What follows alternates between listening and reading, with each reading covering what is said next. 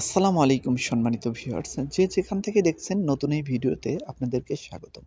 খুবই গুরুত্বপূর্ণ একটি ভিডিও নিয়ে আপনাদের মাঝে আবারও হাজির হলাম। আমি জাহিদুল ইসলাম জাহিদ, কুয়েত থেকে। অসংখ্য ভাই ও বোনের প্রশ্নের উপর ভিত্তি করেই ভিডিওটি নিয়ে হাজির হলাম। সবাই জানতে চাচ্ছে যে বর্তমান পরিস্থিতিতে কুয়েতে কোন ভিসাতে আসলে সবচেয়ে বেশি ভালো হবে এবং বর্তমান পরিস্থিতিতে সবচেয়ে ভালো ভিসা কোনগুলো বের হচ্ছে, এই বিষয়গুলো নিয়ে ভিউয়ার্সদের প্রচুর জানার কৌতূহল আছে। সেই ধারাবাহিকতায় আজকে ভিডিও নিয়ে আপনাদের মাঝে হাজির হলাম। প্রথমে আমি বলতে চাই, কুয়েতে ৩টি ক্যাটাগরির ভিসা হয়ে থাকে। সেটা হচ্ছে, একটা হলো প্রাইভেট সেক্টর ভিসা, যেটা কোম্পানির ভিসা বলা হয়। তো তারপর হচ্ছে একটা হলো ফ্রি ভিসা, যেটা খাদেম ফ্রি ভিসা নামে পরিচিত আপনাদের জন্য। আর ৩ নাম্বার হচ্ছে সরকারি ভিসা। মানে সরকারি প্রজেক্টে যে ভিসাগুলো হয় সেগুলোকে সরকারি ভিসা নামে পরিচিত। তো এই ৩টি ক্যাটাগরি ভিসা নিয়ে আমি আপনাদের মাঝে কথা বলব। এর মাঝে আরও একটি ভিসা নিয়ে আমি আপনাদের মাঝে কথা বলব। সেটা হচ্ছে হাউজিং ভিসাগুলো। মানে হাউজের যে ভিসাগুলো আছে, হাউজের যে কাজগুলো আছে A to Z, সেই বিষয়গুলো নিয়েও আমি কথা বলবো আপনাদের মাঝে। তো প্রথমে আমি আপনাদের মাঝে ৪টি বিষয়টি নিয়েই আমি কথা বলব। যদিও ৩টি থাম্বনেলে উল্লেখ করা হয়েছে, আরও একটি বিষয় উল্লেখ করা হয়নি। ৪টি বিষয় নিয়ে কথা বলার পরে ভিডিওর শেষে আমি বলে দেব বর্তমান পরিস্থিতিতে কোন ভিসাতে আপনারা আসলে সবচেয়ে বেশি ভালো হবে, সবচেয়ে বেশি উপকৃত হবেন। সো চলুন, ভিডিওটি অনেক গুরুত্বপূর্ণ হতে যাচ্ছে। কথা না বাড়িয়ে অবশ্যই স্কিপ না করে পুরো ভিডিওটা দেখবেন এবং আপনাদের বন্ধু-বান্ধবদের মধ্যে শেয়ার করে দেবেন ভিডিওটি। তো প্রথমে ৪টি ক্যাটাগরির ভিতরে আমি ১ নাম্বার পয়েন্ট নিয়েই কথা বলি আপনাদের মাঝে। সেটা হলো কোম্পানির ভিসা।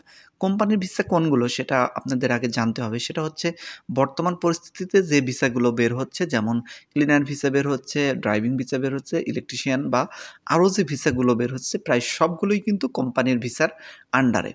এবং কিছু, কিছু ভিসা আছে যেগুলো ফ্রি ভিসা বের হচ্ছে, সেটা আলাদা। সেটা আমি ২ নাম্বার পয়েন্ট নিয়ে এরপরেই কথা বলছি। তো বর্তমান পরিস্থিতিতে বেশিরভাগ যে ভিসাগুলো বের হচ্ছে সেগুলোই কিন্তু কোম্পানির ভিসা বা প্রাইভেট সেক্টরের ভিসা। যদিও অনেকেই বলে থাকেন যে প্রাইভেট সেক্টরের ভিসাগুলো কুয়েতে বের হয় না, সমস্যা আছে, লামানা পারমিট পায় না, নানান বিষয়ে কিন্তু মানুষ কথা বলে। কিন্তু বর্তমান পরিস্থিতিতে যে ভিসাগুলো বের হচ্ছে সেগুলো কিন্তু প্রাইভেট সেক্টরের ভিসাই। এগুলো কিন্তু প্রাইভেট সেক্টর ছাড়া আর কিছু না। ব্যক্তি মালিকানায় যে প্রতিষ্ঠানগুলো আছে সেগুলোই প্রাইভেট সেক্টরে। এটা হোক কুয়েতি মালিক অথবা অন্যান্য দেশ থেকে এসে কুয়েতে ব্যবসা করে এরকম মালিক হতে পারে। যেমন জার্মান কুয়েত কনস্ট্রাকশন কোম্পানি, এটি একটি জার্মানি মালিকানায় কোম্পানি, যার কারণে এই নামটি কিন্তু ব্যবহার করেছেন তারা। এরকম অনেক কোম্পানি আছে যে বাইরের মালিকানা কিন্তু কুয়েতে ব্যবসা করেন, সেগুলোও কিন্তু প্রাইভেট সেক্টরের আন্ডারই। কিন্তু ভিসাগুলো কিন্তু বর্তমানে হচ্ছে প্রাইভেট সেক্টরের আন্ডারই বেশি। তবে প্রাইভেট সেক্টর আন্ডারে যে উপরের লেভেলের যে ভিসাগুলো আছে, যেমন কম্পিউটার অপারেটিং বলেন বা সরাসরি হেড অফিসের যে জবগুলো বলেন বা অফিসে সরাসরি নিয়োগ দেওয়া হয় যেগুলো, সেই বিষয়গুলো কিন্তু মোটেও ভিসা বের হচ্ছে না। সেগুলো কিন্তু ভিসা পারমিট তেমন একটা পাচ্ছে না, লামানা পারমিটও তেমন একটা পাচ্ছে না। যার কারণে কিন্তু ভিসা ওইগুলো হচ্ছে না। কিন্তু এরপরে যে লেভেলের ভিসাগুলো আছে, যেমন অফিস বয় বলেন বা ক্লিনার বলেন বা আরও নিচের লেভেলের যে পোস্টগুলো আছে, লেবার বলেন, এইগুলো কিন্তু ভিসা অহরহ হচ্ছে। যদিও বাংলাদেশের চাহিদার তুলনায় সেটা খুবই কম। প্রাইভেট সেক্টর সম্পর্কে আশা করি আপনাদের ধারণা হয়েছে এবং ভিসাগুলো সম্পর্কেও ধারণা হয়েছে। আর এরপরে আমি বলব ফ্রি ভিসা সম্পর্কে আপনাদেরকে। ফ্রি ভিসা সম্পর্কে বলতে গেলে প্রথমে যে বিষয়টি বলতে হবে, যারা ফ্রি ভিসাতে কুয়েতে অবস্থান করতেছেন তাদের বর্তমান পরিস্থিতি কিন্তু খুব একটা ভালো না, শুভকর না। এটা আসলে কেন বলতেছি? ফ্রি ভিসাতে যারা আসছেন তাদের অনেকের বর্তমান অভিযানে ধরা পড়েছেন এবং দেশে পাঠিয়ে দেওয়া হয়েছে। কিন্তু সবাই না, হয়তো শতকরা ১-২ জন ধরা পড়েছেন বা হাজারে ৪-৫ জন ধরা পড়েছেন, বিষয়গুলো কিন্তু এরকম। সবাই যে ধরা পড়বে বিষয়টা কিন্তু এরকম নয়। কেন ধরা পড়বে এই বিষয়টি আমি কেন বললাম? কারণ আপনি যখন ফ্রি ভিসাতে আসবেন তখন এই ভিসাটি হলো খাদেম ফ্রি ভিসা। শুধু এমন ভিসা নয় যে কুয়েতে ফ্রি ভিসাতে আসলেন সব কাজের আপনি পারমিট পেয়ে গেলেন, বিষয়টি কিন্তু মোটেও এরকম নয়। খাদেম ফ্রি ভিসা মানে যেকোনো একটা মালিককে ধরে আপনি ভিসাটা কুয়েত থেকে নিতে হবে, লামানা পারমিট নিতে হবে। তারপরে আপনি কুয়েতে আসবেন।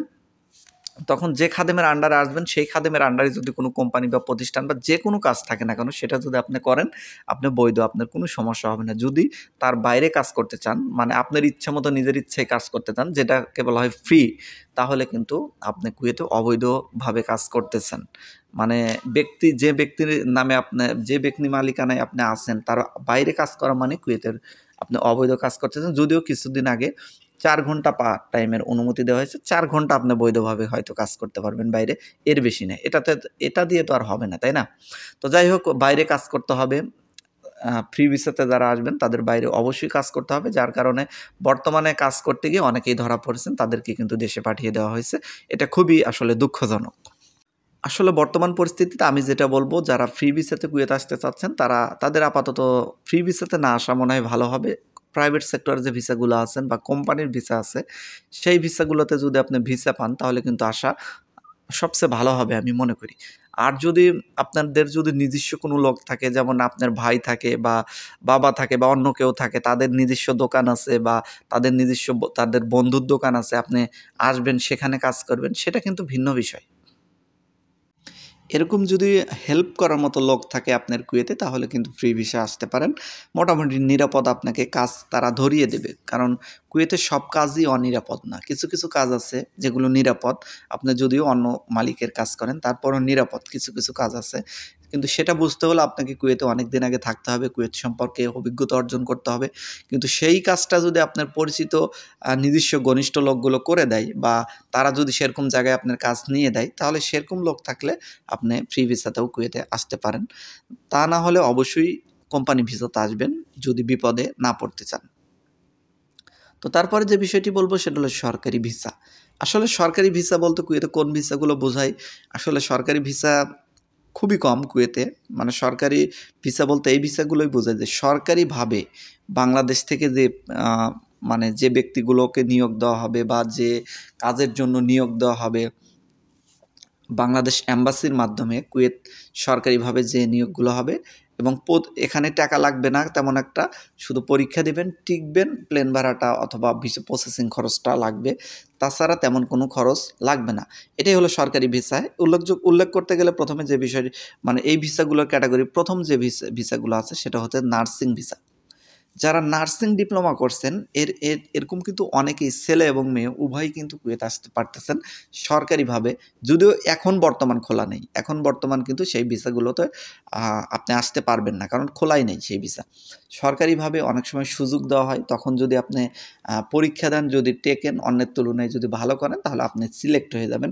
তখন কিন্তু আপনি একদম খুবই অল্প টাকায় শুধু প্লেন ভাড়া এবং ভিসার প্রসেসিং খরচটা দিয়েই আপনি কিন্তু কুয়েত চলে আসতে পারবেন। যেটা বাংলাদেশী টাকায় ১.৫ থেকে ২ লাখ টাকা হলেই কিন্তু আপনি কুয়েতে তখন চলে আসতে পারবেন। ২ লাখও লাগবে না, হয়তো ১.৫ লাখ। এটার ভিতরেই কিন্তু কুয়েতে চলে আসতে পারবেন। এটা হলো সরকারি। আর কিছুদিন আগে আরও একটি নিয়োগ দেওয়া হয়েছে, সরকারি ডক্টর।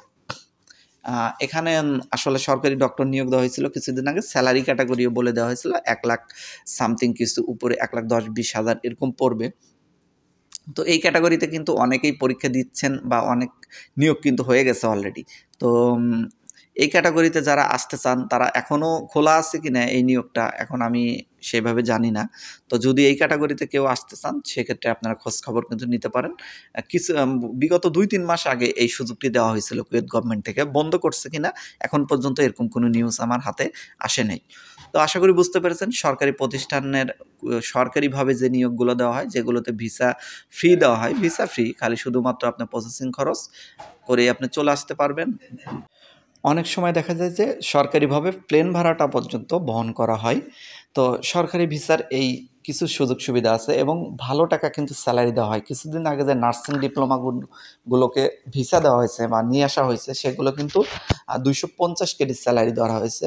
বাংলাদেশ এম্বাসির মাধ্যমে কিন্তু তারা অনেকেই এসে গেছেন। আপনার খোঁজ নিয়ে দেখবেন যে আপনার এলাকায় বা আপনার পরিচিতর ভিতরেও অনেকেই হয়তো এসে গেছে।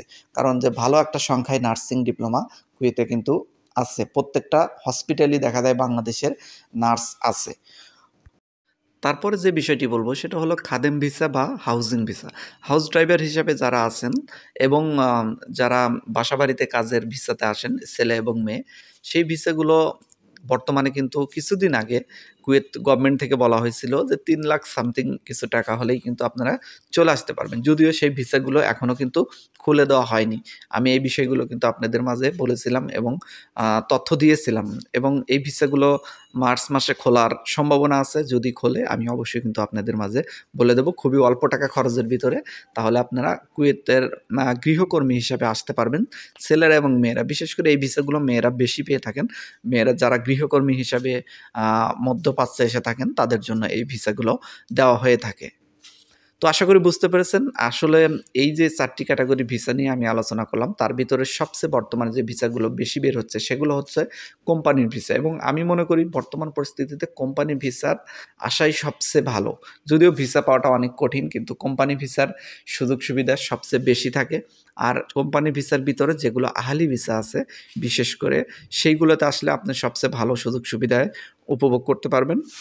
এবং আহালি ভিসাতে আসলে সবচেয়ে মজার যে বিষয়টি সেটা হলো, আপনি যে কাজে আসেন না কেন, আসলে বাংলাদেশ থেকে দেখা যাচ্ছে অনেক শিক্ষিত ছেলেমেয়ে কুয়েতে আসতে চাচ্ছেন, কিন্তু তাদের যোগ্য কাজের ভিসাগুলো কুয়েত থেকে পাচ্ছে না। তো সেই ভাই বোনদের উদ্দেশ্যে বলতেছি, আপনারা অবশ্যই আহালি ভিসা সংরক্ষণ করবেন, আহালি ভিসাতে আসার চেষ্টা করবেন। যদিও একটা নিম্নমানের কাজেও আসেন, পরবর্তীতে কিন্তু ৩ বছর কন্ট্রাক্ট শেষ হওয়ার পরে আপনার সুযোগ থাকবে, আপনি অন্য কোনো কাজে চলে যেতে পারবেন হাওল নিয়ে। তো এটা একটা কিন্তু ভালো একটা সুযোগ। আপনারা যারা শিক্ষিত ভাই ও বোনেরা আছেন, তারা চাইলে আপনারা আপাতত নিম্ন কাজে আসলেও পরবর্তী টাইমে কিন্তু ভালো কাজে যাওয়ার সুযোগ থাকবে যদি আহলি ভিসাতে আসেন। আর যদি আকুত ভিসাতে আসেন সেক্ষেত্রে কিন্তু এই সুযোগটা পাবেন না। এটা মাথায় রেখেই আপনারা সিদ্ধান্ত নেবেন, কারণ আপনাদের ভবিষ্যৎ চিন্তা ভাবনা করে সিদ্ধান্ত নেওয়া উচিত মনে করি। সো সবাই ভালো থাকবেন। আজকের মতো এখানেই বিদায় নিচ্ছি। আরও যদি আপনাদের জানার থাকে অবশ্যই কমেন্ট সেকশনে কমেন্ট করবেন। আপনাদের মূল্যবান কমেন্টের উপর ভিডিও নিয়ে আমি হাজির হব। আজকের মতো এখানেই বিদায় নিচ্ছি। আল্লাহ হাফেজ।